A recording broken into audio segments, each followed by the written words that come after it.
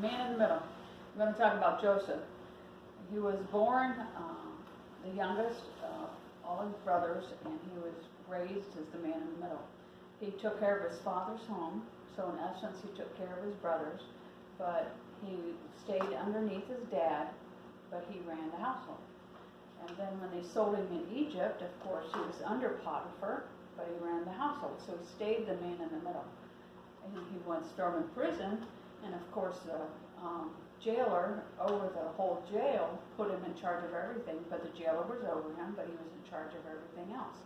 And then when he became second in command of Egypt, once again, the Pharaoh was over him, but he's in charge of everything.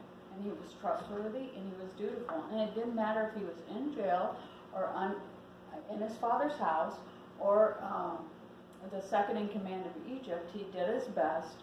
He didn't get caught trying to change his boss. He didn't get caught trying to fix the negative. He gave it all that he could give it, no matter what position he was in. It says, 1 Peter 2:13, submit yourselves to the Lord's sake, to every human institution, whether to a king as the one in authority. Hebrews 13:17, obey your leaders and submit to them, for they keep watch over your souls as those who will give an account. Let them do this with joy and not with grief, for this would be unprofitable to you. So the Word of God has a lot to do. It talks a lot about authority. Okay. It is a myth passed from one generation to another to wannabe leaders that the only way you can change anything is if you're the man in charge. Okay? And it's a myth that if you're not careful, we buy into when we're in middle management.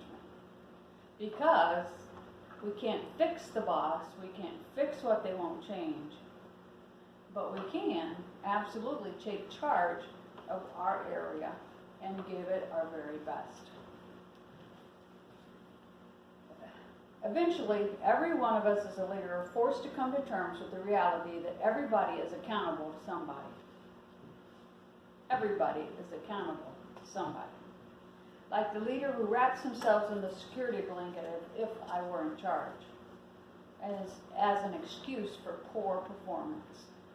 I don't know about you, but that smacked me. Because there are no excuses for poor performance. On the other hand, the real leader in the organization will find a way to lead the charge until they are in charge. And I love that. I have a couple people that I watch all the time, and I watch them lead regardless of the position they're in, and eventually they get more responsibility and more responsibility. Now the secret of that is you're always going to have a boss. I don't care where you are in the organization. And it's never really probably going to happen that you are the main boss, nor should it happen. But that does not take away from our responsibility of excellence. Influence has always been and will always be the currency of leadership. That really made me check myself. How is my influence? Do I take it? Do I take responsibility for my influence? Do I try to influence in a positive manner? Do I try to cut back the communication that's negative about the boss, and do I try to keep those things to myself, and do I try to give those that are underneath me a positive outlook? Each of us are created for a pocket of greatness. What are you doing for your pocket? What am I doing for my pocket? Am I giving it all I got? Am I in the wine bag mode? Woe is me mode? Am I like, I'm just over it? Do I have any of those attitudes that I have to work with? Because from time to time I get those attitudes and I have to grab a hold of myself and say, straighten up. You're responsible for what you're responsible for, and how are you doing with your excellence? And in some places I really had to correct myself.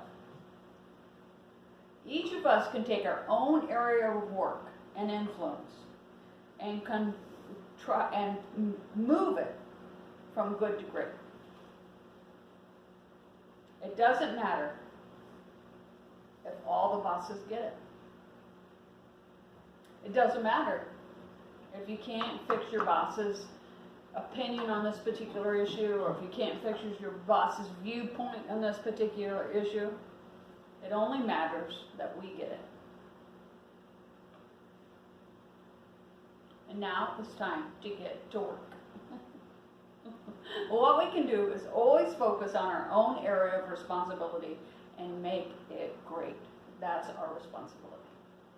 And just like Joseph, who is never the top and never the bottom, smack in the middle, we can take our responsibility and make it the best that we can make it for us and for our team and for our people.